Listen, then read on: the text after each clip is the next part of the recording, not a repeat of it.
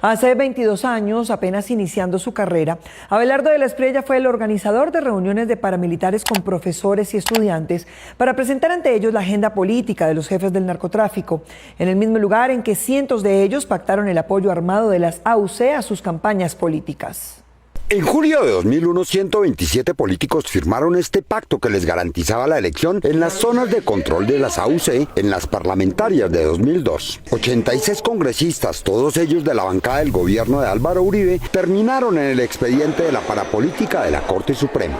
A todos los congresistas que nos han apoyado, que mientras no estén en la cárcel, a votar las transferencias. En julio de 2003, Álvaro Uribe abrió negociación política con las AUC y les garantizó inmunidad dentro del área de Santa Fe de Ralito. Y el julio siguiente, Salvatore Mancuso y Ernesto Báez, jefes de la droga en Córdoba y el Magdalena Medio, fueron ovacionados en el Capitolio Nacional. Y muchas de Dinamarca que se pasan de gentiles, le mandan billete a otros para que ya compren fusiles. Estas imágenes fueron grabadas el 26 de noviembre de 2004 por un profesor de la Universidad Bolivariana de Medellín que atendió la invitación que le hiciera Abelardo de la Espriella. Que sepan quiénes somos, que sepan realmente qué sucede en el proceso de negociación, que sepan por qué surgimos las autodefensas, cómo hemos venido evolucionando, por qué estamos participando en ese proceso. No era una invitación para ningún foro, era una invitación que hacía apología y después en las conversaciones y en las mesas que hubo se veía claramente que era un asunto de apología a las AUC del paramilitarismo. Y entonces no solamente nacimos legales, sino además que nacimos con el amparo y el apoyo que en esa época nos brindó el ejército. Todo giraba en torno a ese señor Abelardo de la Espriella. La mesa principal eran todos paramilitares. A través de la Fundación FIPAS, que en teoría financiaba el rector de la Universidad de Gran Colombia, el joven abogado de la Espriella era el encargado de llevar las actas y de otorgar la palabra. Orgullosísimo de que ustedes estén así, además con ese ímpetu y con esas ganas de participar, pero vamos a seguir el programa, por favor. En agosto de 2006 ya se sabía que los narcos de Ralito seguían enviando embarques a Estados Unidos, que mantenían sus estructuras en todo el país y algunos de ellos asumían que su compromiso con la jurisdicción de justicia y paz incluía hablar de sus pactos políticos. En 2008, cuando comenzaron a entregar detalles de sus alianzas políticas, fueron masivamente extraditados. Las gestiones de Abelardo de la Espriella para el grupo de narcotraficantes de Santa Fe de Ralito hace 20 años habrían implicado la administración de recursos de ellos, según la denuncia que el candidato Iván Cepeda presentó ante la Fiscalía colombiana y la Corte Penal Internacional. La denuncia que radicó el candidato Iván Cepeda en contra de su rival en las elecciones, Abelardo de la Espriella, tiene como fundamento la posible injerencia y participación de la Fundación Iniciativas para la Paz, que el abogado cordobés fundó, dirigió y que realizaba eventos con universitarios, como se detalla en este video del año 2004. Hemos venido aquí no a hacer apología, hemos venido aquí a hacer crítica constructiva, hemos venido a trabajar por un mejor país. Esta organización participó activamente en todo el proceso de la llamada desmovilización de las AUC, pero actuó cuando esta organización todavía no se había desmovilizado. La denuncia de Cepeda, que radicó ante la Fiscalía y la Corte Penal Internacional, la cual hizo por 3 delitos: concierto para delinquir, financiación de terrorismo y enriquecimiento ilícito, asegura que la Fundación de la Espriella recibió financiación de los paramilitares. FIPAS fue financiada por las AUC, pero al mismo tiempo entregó recursos y financió a las AUC.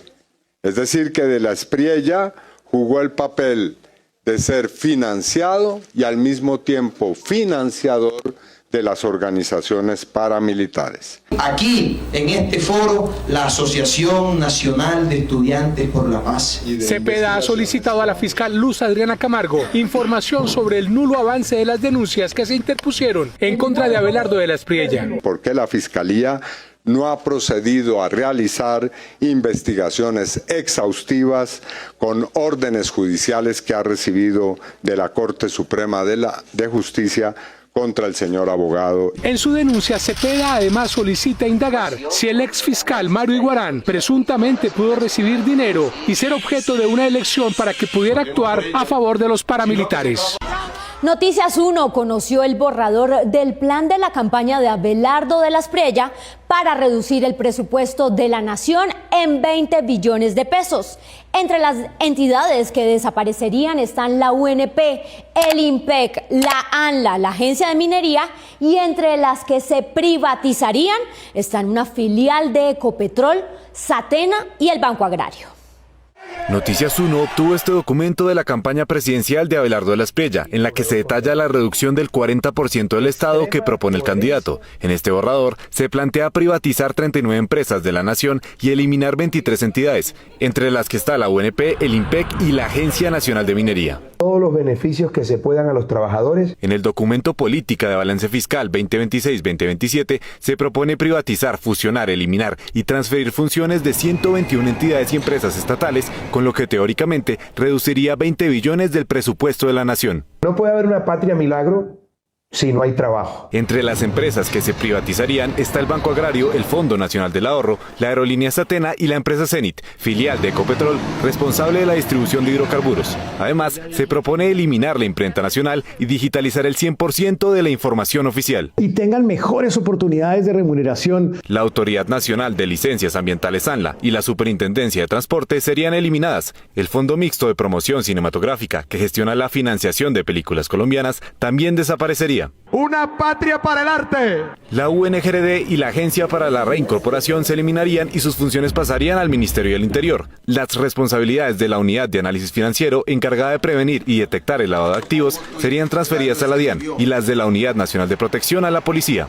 Deciden todo el tiempo dejar avanzar el crimen. Las competencias de la Superintendencia de Salud se transferirían al Ministerio de Salud, así como las funciones de la Unidad de Restitución de Tierras a una nueva entidad, mientras que la Agencia Nacional de Tierras sería eliminada y sus funciones no serían trasladadas. ¿Por qué no sembrar esa tierra? El documento también propone transferir las funciones del Instituto Colombiano Agustín Codazzi a una entidad o privatizar el catastro. Además, se menciona que la JEP dejaría de existir en 2030 y su presupuesto se reduciría en un 90%. También se propone transferir completamente el Hospital San Juan de Dios al Distrito Capital.